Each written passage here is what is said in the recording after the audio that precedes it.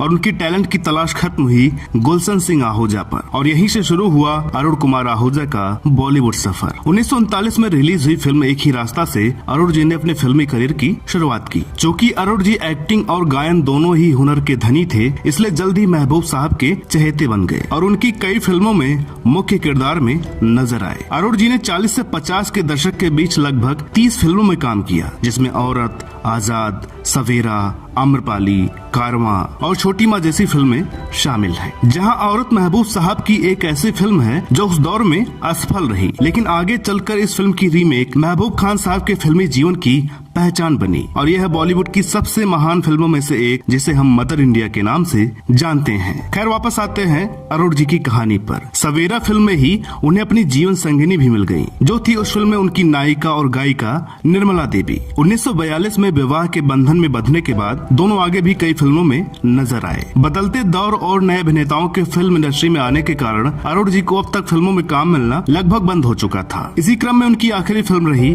1954 में आई औलाद। इसके बाद अरुण जी ने फिल्म एक्टिंग से संन्यास ले लिया और फिल्म निर्माण में हाथ आजमाया। इन्होंने अपने जीवन में एक ही फिल्म का निर्माण किया जो पूरी तरह से असफल रही और इसी के साथ इनका सुनहरा दौर भी खत्म हो गया। असफलता इतनी बड़ी थी कि अरुण जी को अपने बंगले और जायदाद को बेचकर मुंबई के पाश इलाके कार्टर रोड से विरार में आकर बसना पड़ा। इन सभी असफलताओं से अरुण जी बहुत टूट गए और इसके कारण उनका स्वास्थ्य भी गिरने लगा, जिसके बाद वो कभी भी लाइमलाइट में नहीं आए और वर्ष 1998 में इस दुनिया से रुखसत हो गए। गोविंदा की मां निर्मला देवी भी फिल्मों में एक्टिंग करती थीं और एक प्रवीण शास्त्रीय गायिका थीं। अपने परिवार के बुरे दौर में इन्होंने बड़ी कुशलता से अपने परिवार को संभाला और रेडियो स्टेशन में काम करके बच्चों का पालन पोषण किया। निर्मला देवी के बारे में कई जगह यह जानकारी दी जाती है कि इनका असली नाम नजीम था और शादी के बाद